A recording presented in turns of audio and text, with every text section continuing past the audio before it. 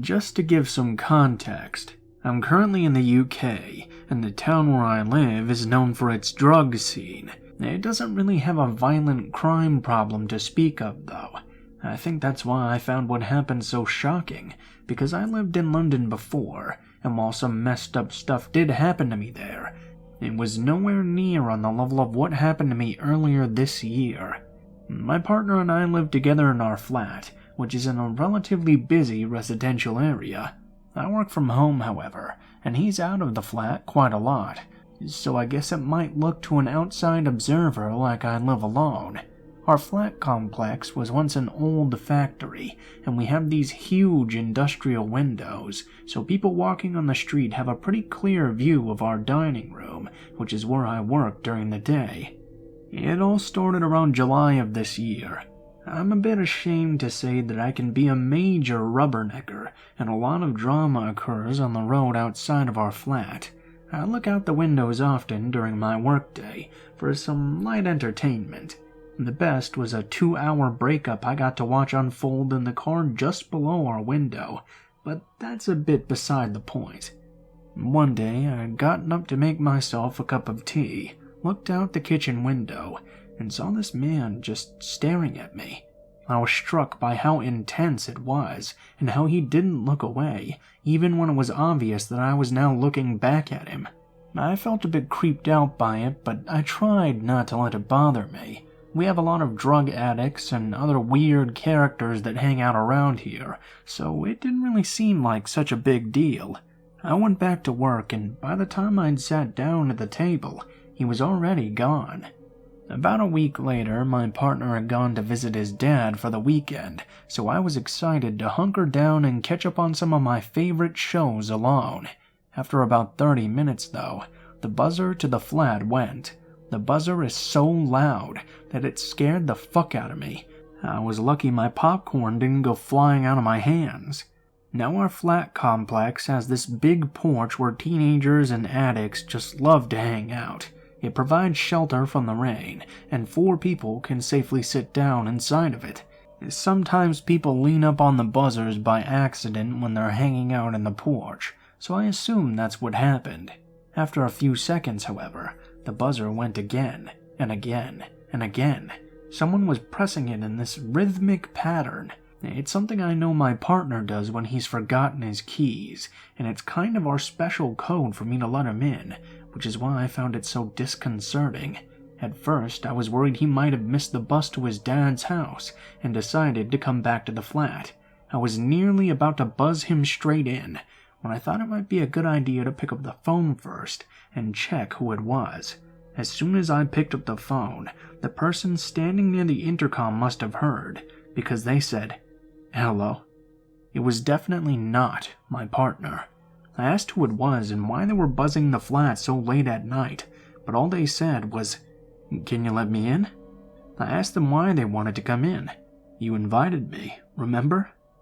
While they were talking, they had this kind of laugh under their breath, and the whole exchange was putting me on edge.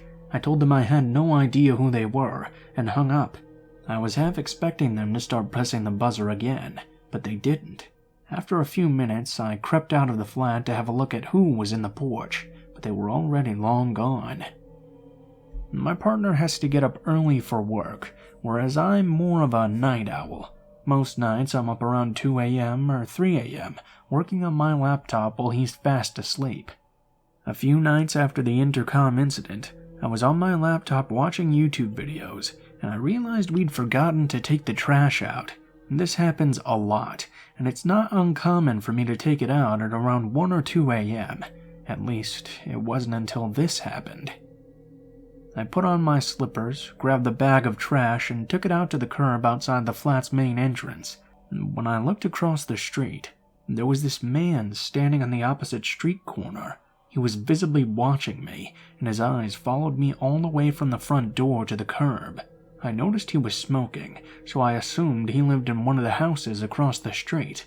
I even remember thinking to myself, wouldn't it be really creepy if he just tried to come over here? As I put the trash bag down, though, I caught a glimpse of movement out of the corner of my eye. I looked up and saw him walking in a straight line across the road towards me, his eyes fixed on me the entire time. I don't know how to describe it, but the look on his face filled me with this instinctive sense of dread.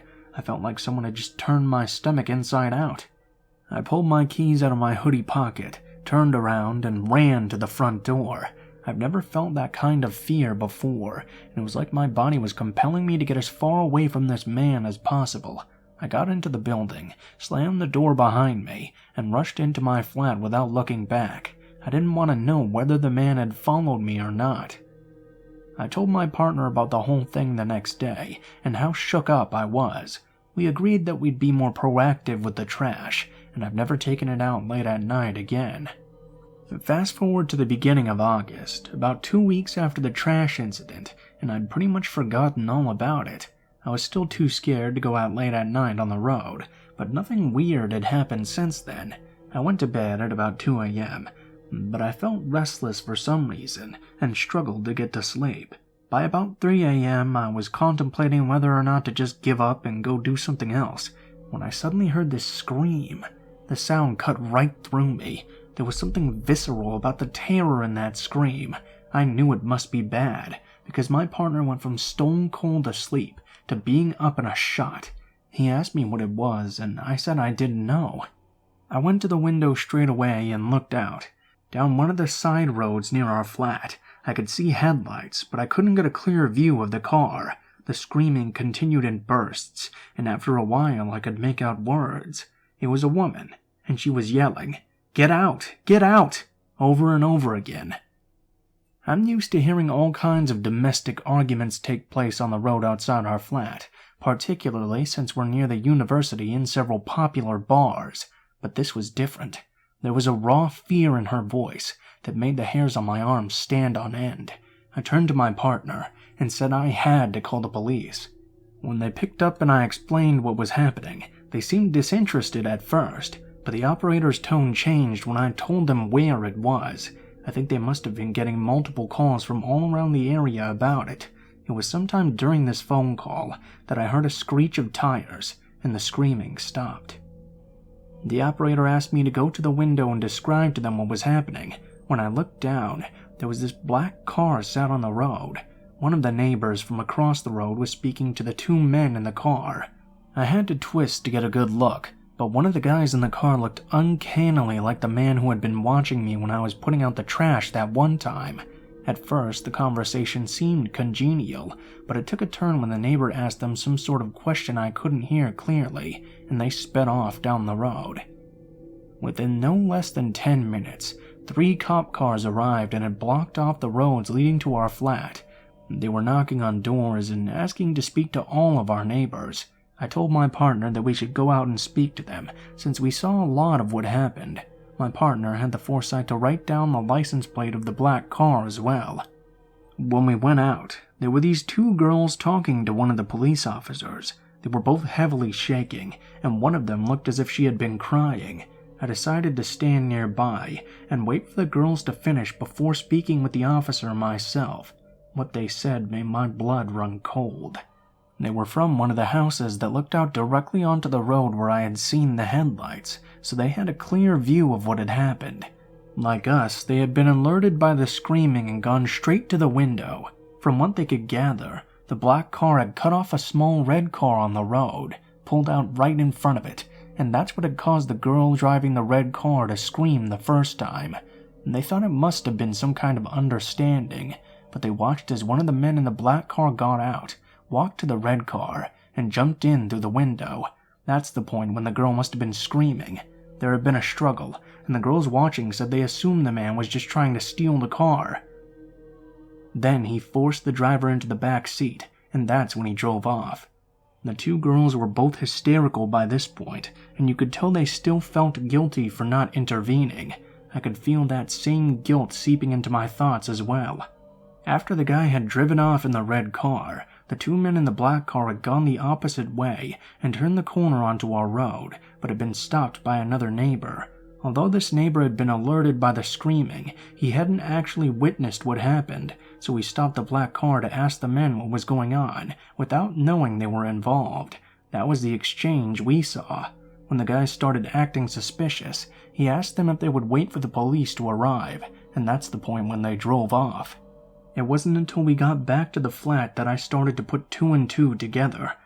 I have a small red car, just like the one the girls had described, and I normally come back at night on that day of the week, since that's the day I go to visit my parents. I had only come back early on this particular occasion because I needed to let a plumber in to do some work on the flat. What if they had been waiting for me and just happened to get the wrong car? Over the next few days, I contacted the police several times, checked the local news as well, but I never heard anything about the girl who was kidnapped. I still have no idea what happened to her.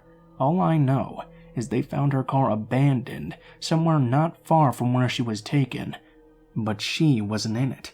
It still gives me chills just thinking about it.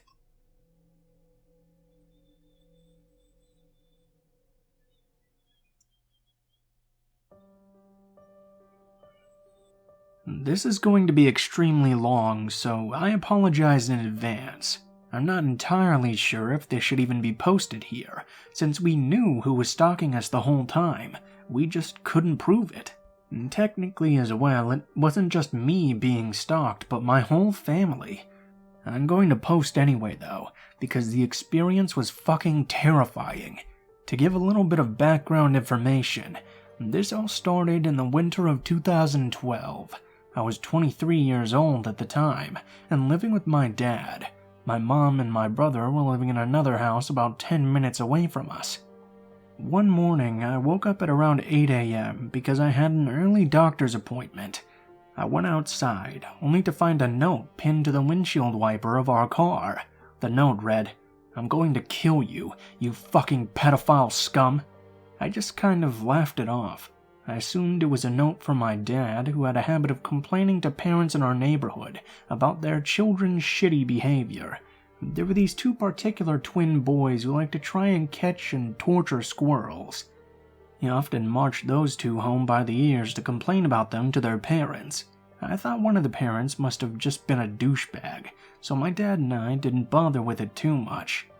Later in the day, while talking to my mom on the phone, I mentioned the note to her offhandedly in a very casual way, and I was shocked by her response.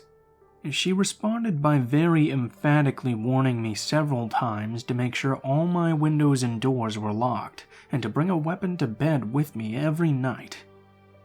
I was a bit taken aback because she had never said anything like that to me before. She'd never even given me the good touch, bad touch talk. She reminded me at least 12 times over the course of the conversation to bring a knife or a baseball bat to bed with me, and to always lock my bedroom door at night. I thought she was just overreacting, so I waved her off.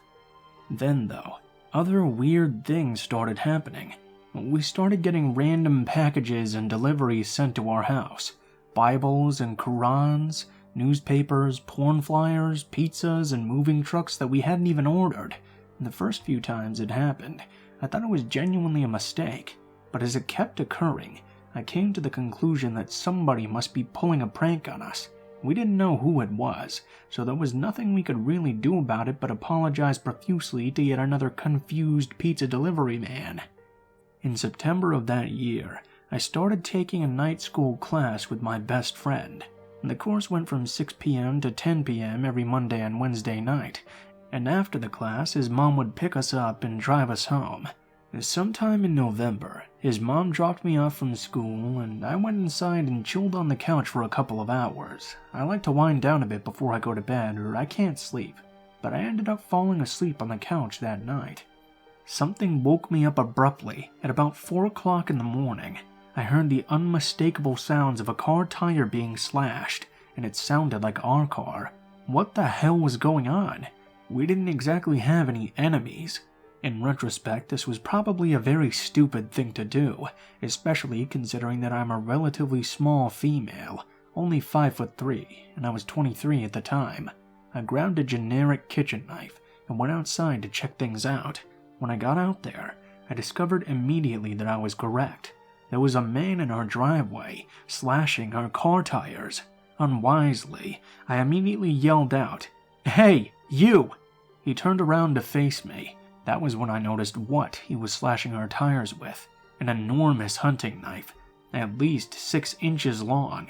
He looked surprised but then defiant, and began to advance towards me with the knife slightly raised. I just froze. I didn't know what to do. He was coming at me so fast I didn't even have time to think. Thankfully, at that exact second, my across-the-street neighbor, who had also heard him slashing our tires, turned on his porch light and yelled out the window, "Hey, I'm calling the cops!" The man yelled back at him, "I don't give a fuck. Call them then." But he quickly retreated back to his car, where I could see a middle-aged woman with long brown hair waiting for him in the passenger seat. Our eyes locked, and I knew instantly that we had met somewhere before. I couldn't quite put my finger on when or where, though. I just knew in my gut that I had seen her somewhere. They sped off into the night, and we called the cops, who said they couldn't do anything for us because they didn't know who had done it. I mean, isn't that kind of your job, though? To find out who did it? Herpaderp. I called my mom to tell her what happened, and to ask her if she had any idea who would have done this to us. She immediately said no, but there was something in her voice. I could tell she wasn't being honest. A few weeks later, I decided to go to my mom's house to spend a day or two there, determined to get some answers. As soon as I walked in the front door, though, I could tell immediately something was wrong. The second she saw me, she started bawling her eyes out. She took me by the hand and sat me on the couch and explained the whole story to me, start to finish. It's necessary at this point to give a little bit of background information. My mother is a businesswoman by trade. She was still in sales at the time, but she's also a bit of a hippy-dippy astrology and pot and reincarnation and Mercury is retrograding, so don't get into any arguments this week type of person. On the side of her regular day job, she was also selling Arbonne makeup, which is an all-natural brand of makeup free of parabens, oils, sulfates, and other common cosmetic additives. A couple of months before this all started, she had ended up being referred a new client named Andrea by her weed dealer. Yes, my mom smokes weed, this is Canada, everyone smokes here. Andrea was her dealer's girlfriend, and she was interested in buying Arbonne, so my mom invited her over to her apartment to look at some makeup samples. They started chatting a bit about a variety of topics, as women are wont to do, and my mom let it slip that her last name was Hayes.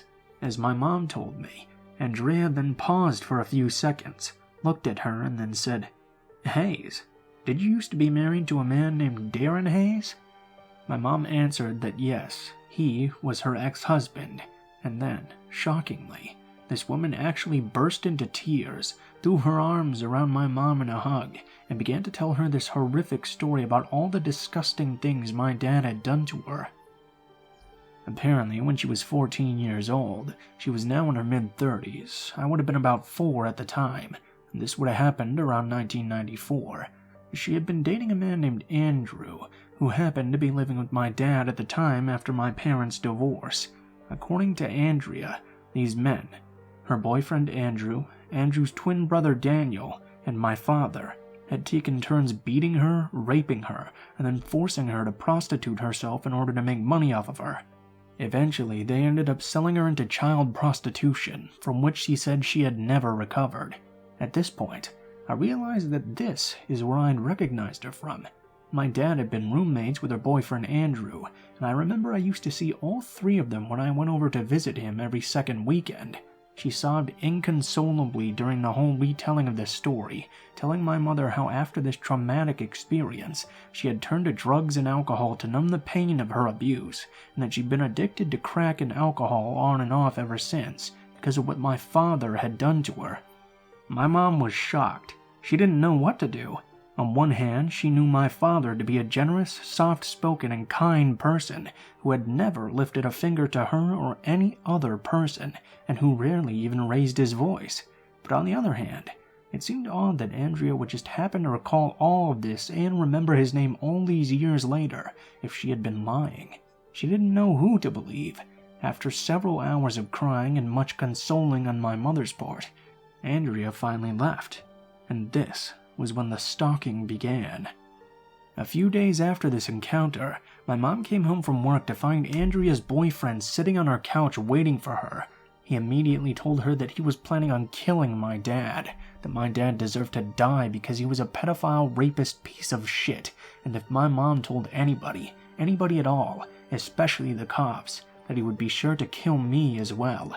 He then concluded his threat by describing the layout of our living room and exactly what outfit I was wearing that day. From then on, he and/or Andrea would text or call her several times a day to threaten and taunt her, telling her that they were going to call the cops on my dad and have him thrown in prison, that they were going to have him killed, that if she told anybody, they would hire somebody to rape and murder me. Naturally, my mother was quite terrified. She was from an upper-middle-class family who had immigrated to Canada from Germany. She had never dealt with this type of person before. She stopped eating, she couldn't sleep, she even stopped going to work. She lost 30 pounds, and her hair started falling out from stress. She started having panic attacks because she just didn't know what to do. She later told me she even understood how I felt now because I have an anxiety disorder that causes me to experience extreme panic attacks. Eventually, after the night when I almost got stabbed, she decided she had to call the cops. She couldn't take the chance they would hurt me. She had to do something about it, and what she found out was shocking. It turned out Andrea was well known to the police. When my mom told them this story, she was so well known that they weren't even surprised to hear it. In fact, they told her Andrea had done this same exact thing to at least a dozen other men. She would meet and blackmail men into giving her money, electronics, drugs, threatening to call the cops and report them for rape if they didn't. Her boyfriend, who was a dealer of other drugs than just weed as it turned out, would often use his drug connections to intimidate and extort the men, and for some reason, he never questioned her stories of being raped, abused, and enslaved by all of these different men. There's no doubt in my mind that he was so angry because he genuinely believed she was telling the truth. Then, whenever Andrea, who was a crack and heroin addict, as well as a prostitute, would get arrested on a possession or drug distribution charge, she would attempt to make deals with the police by offering them information about men who were rapists and pedophiles in exchange for less time in prison. She eventually did this so many times, though, the police just became unable to believe her. After my mom called the cops, the whole story came undone, and Andrea and her boyfriend thankfully haven't bothered us since.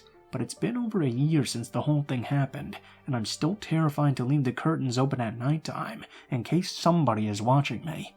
I don't think I'll ever be able to feel fully safe in this house ever again.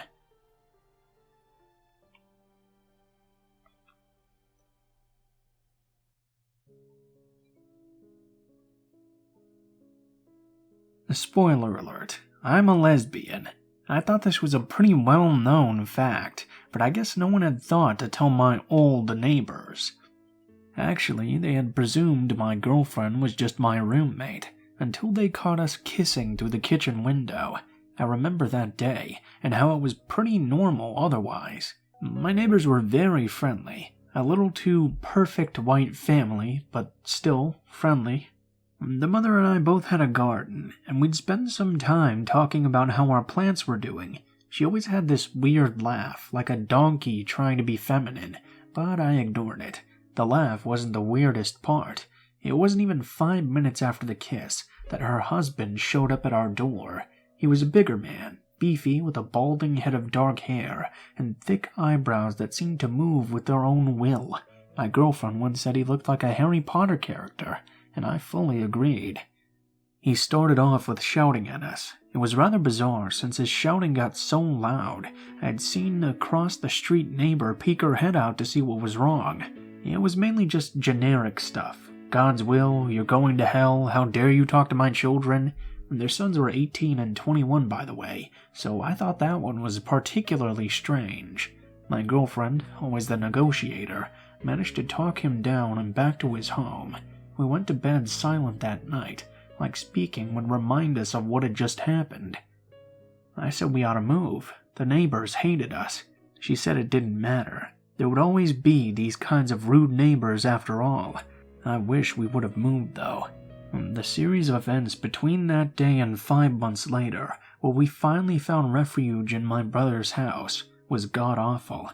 It started with my garden getting ripped apart, My flower stems snapped and their roots ripped out. My carrots, which I was so proud of, upturned and smushed beneath a boot. Someone had taken a shovel and dug up clumps of dirt just to make sure nothing else could ever grow. I'm not ashamed to admit I cried that day. When my girlfriend left for work an hour later, the D slur was carved over and over into the paint of our car. It covered nearly every inch of the left side door, and a few scattered across the right. Our headlights had been smashed in, and they had let the air out of our tires. She called in sick. One night at nearly 4 a.m, their oldest son stood at our door and rang the doorbell for 15 minutes straight. He only stopped when my girlfriend opened the upstairs window and said she would call the police. He also took a piss on our front porch. Every morning I would take our dog out for a mile-long walk.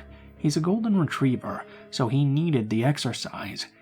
It didn't take long for the youngest to follow after us, shouting obscenities and saying he would fuck the gay right out of me. It got so bad my neighbor on the other side, a 20-something gym nut, had to start walking with me.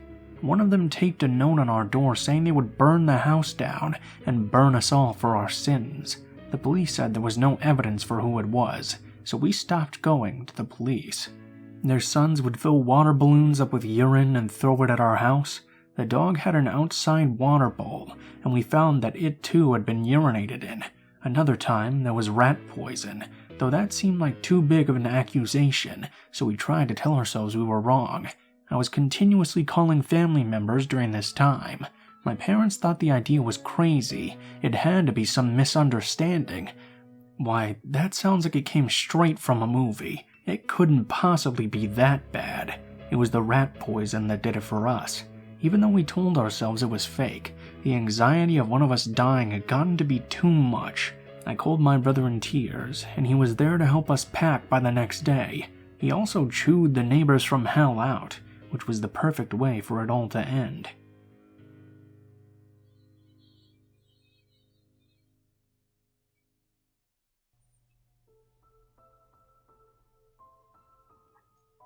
What is up, guys? Blue Spooky here, as always. Thank you guys so much for watching, especially if you made it this far to the end of the video. As always, please be sure to like, share, and subscribe if you feel so inclined. If you have any criticisms on how I can make the videos better, or any thoughts about it in general, please be sure to leave your thoughts in the comments below. As well, in the description below the video, there will be links to all of my social media, including my Facebook, Gmail, Twitter, and Twitch accounts. If you guys want to chat, please be sure to send me a message on any of those. I'll try to get back to you as soon as possible. Please be forewarned, though, that I tend to go on Facebook less than the others, so it may take me a little bit longer to respond to you. If you want to send in a story, or you have a story that you'd like to be read, please be sure to take a look at the description and send me a message on any one of those sites. If you do decide to send in a story, please be sure to include the name of the story if it has one, the theme of the story if it has one as well, and how you would like to be credited in the video the story appears in, and how you would like to be credited in the description of the video the story appears in. And please be sure to include as much detail as you are comfortable with, and make sure to follow proper grammar at least a little bit. That way it will be easier for me to read, and it will also be long enough to put into a video. If you guys are curious about the music used in the video, it's always listed in the description in the order which it appears, and I have links to the artists as well. I usually use Doblato Studios and Miyuji, so that's usually what you're going to find there. If you're curious about the art in the video, my art guy Alan always does all of my art for the channel. He's a very good friend of mine, and I have links to all of his social media as well, so if you like his stuff, be sure to check him out. He does commissions as well, I'm pretty sure, so if you like it, you can definitely get some good quality products from him. I don't think there's too much new updates today, other than the fact that I'm very excited for the PlayStation 5 coming out, and I just ordered Pikmin 3 on the Switch, so hopefully that gets here soon. I've been waiting like 3 years for that because nobody bought a Wii U. So yeah, that's my news for now. Be sure to let me know how you guys are doing as well. Thank you guys so much for watching, and I hope you guys have a great day.